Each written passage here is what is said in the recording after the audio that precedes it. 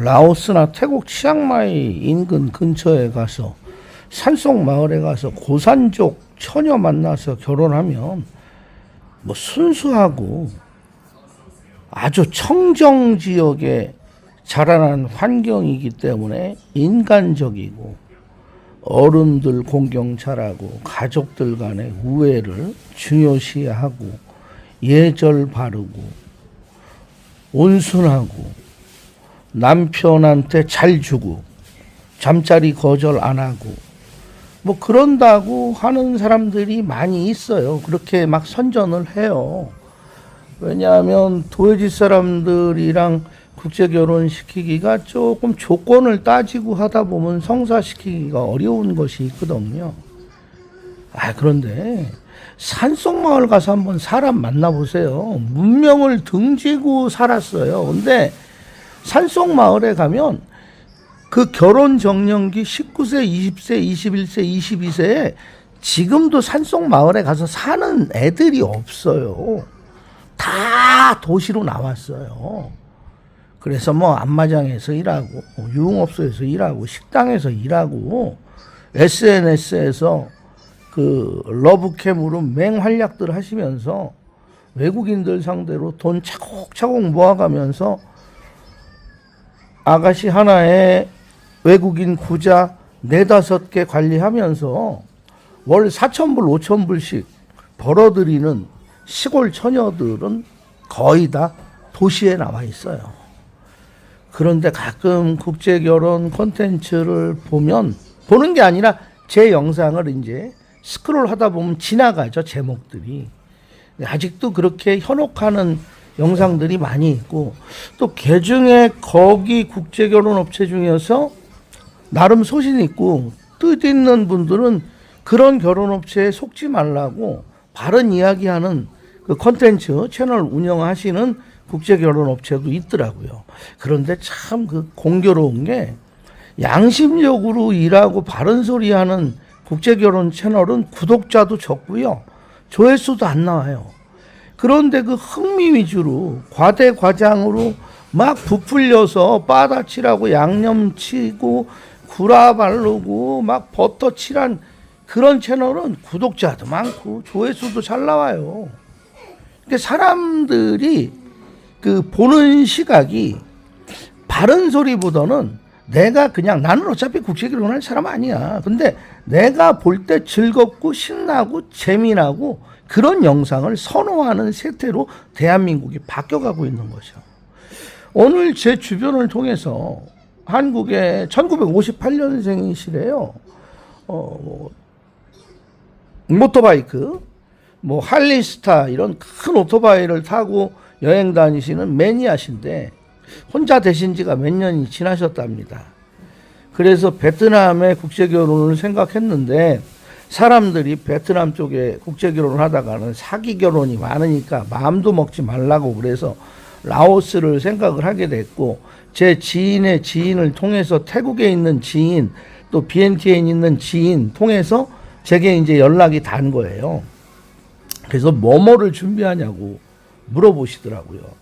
그래서 제가 참 모르는 분 같으면 하지 마십시오, 어렵습니다 하고 이런 지하에 거절을 했는데, 비엔티엔에 제 아는 지인과 방콕에 또 아는 지인의 소개로 저한테 도움을 요청한 거잖아요.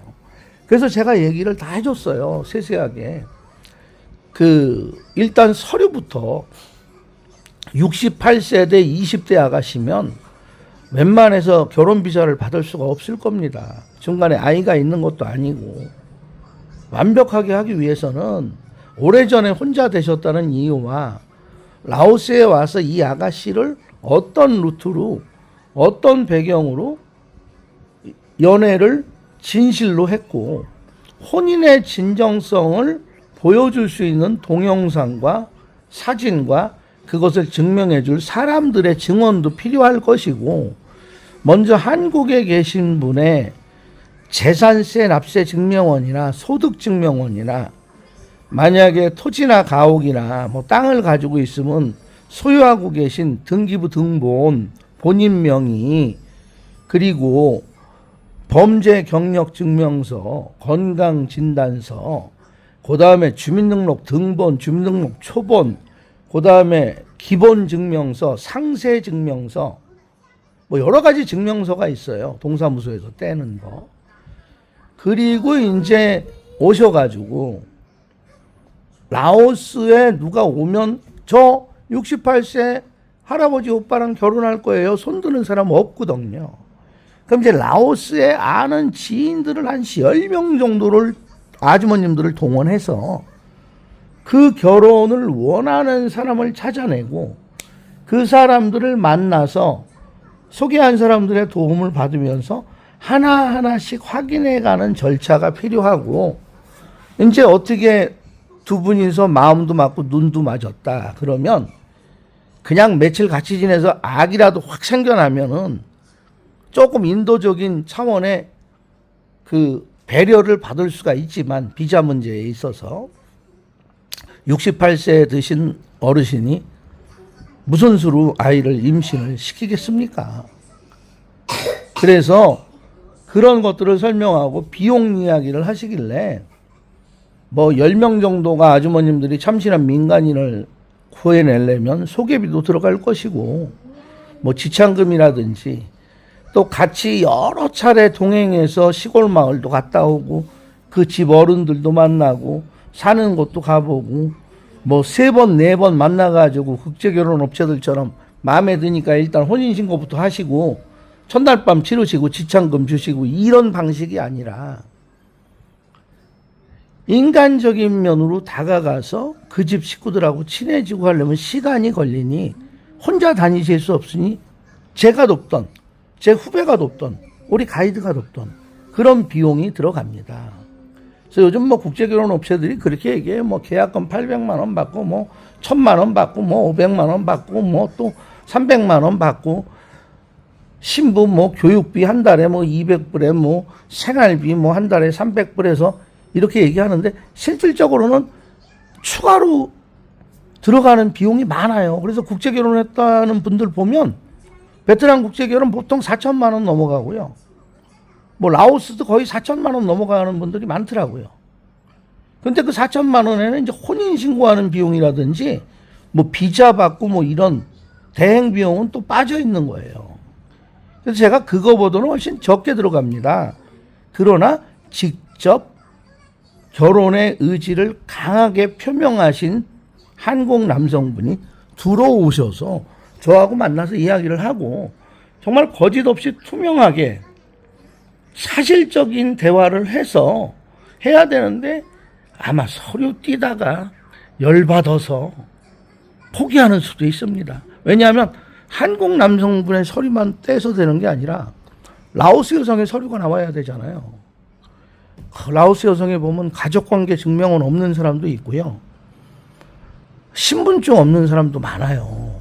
산속에서 살던 사람들.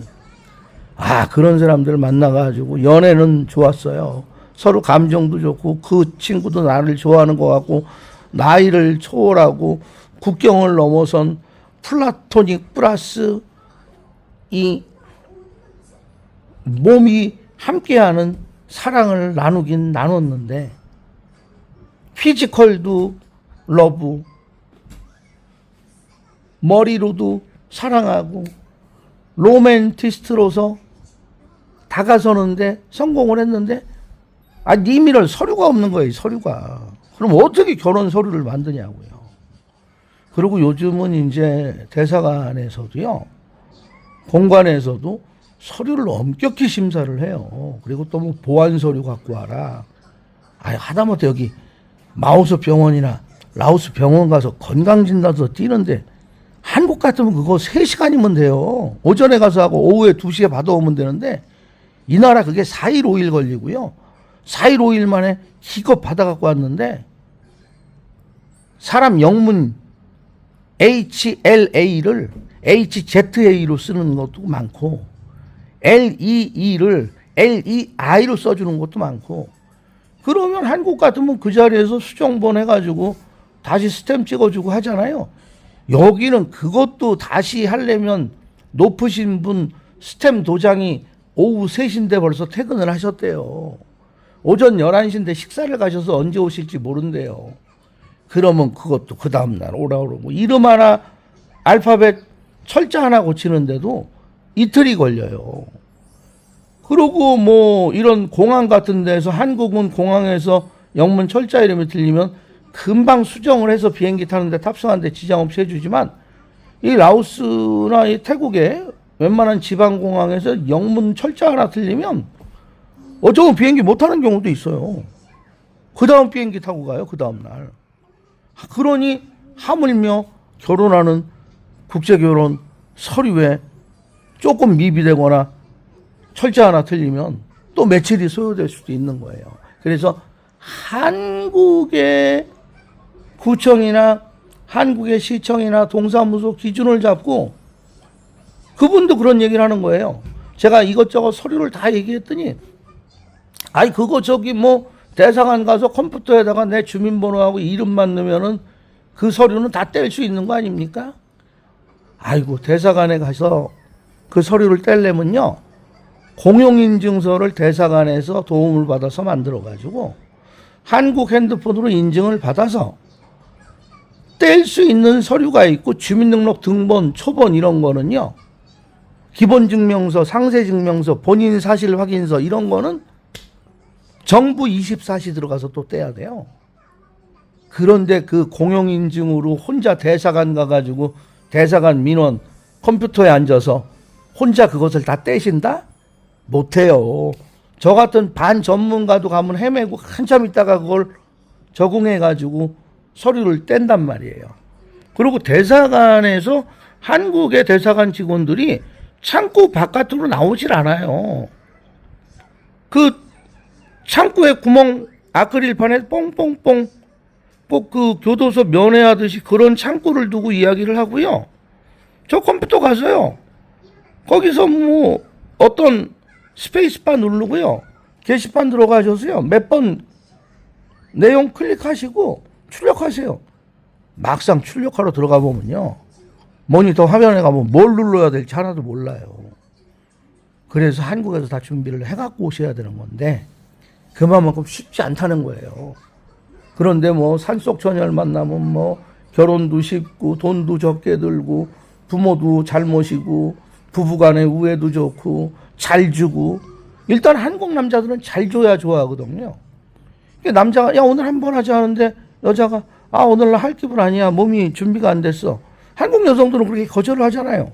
여기 라오스 여성들도 그래요. 싫으면 안 해요.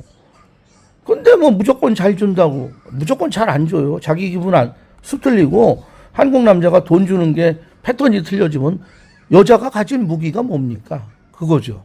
그거 안 주면 아유 하고는 싶은데 남자로서 막 자괴감 들고 속상하니까 소리 지르고 술 먹고 폭행하고 그러잖아요. 그러면 그게 이혼의 사유가 되는 거예요. 그러니까 쉽지 않은 이야기를 너무 쉽게 하는 사람들도 나쁘지만, 그 이야기를 그대로 받아들이고 믿고 오시는, 조금 좀 신중하게 검토하시지 못하고 오시는 우리 한국의 선배님들이나 뭐 동년배들이나 후배들이 너무 안타까운 거예요. 라오스나 태국의 현실은 그렇지 않다라는 것을 오늘 말씀드리면서 영상 여기서 마치겠습니다. 구독은 바라지 않겠습니다. 구독해놓고 영상 봐주시지 않으면 저는 죽습니다. 구독을 하셨으면 영상을 매일 봐주셔야 되고요. 나는 매일 봐줄 자신이 없어. 그러면 구독은 하지 마시고 시청만 열심히 해주시고 댓글, 알림 설정, 좋아요만 팍팍 눌러주셔도 제가 먹고 사는데 큰 도움을 주시는 겁니다. 고맙습니다.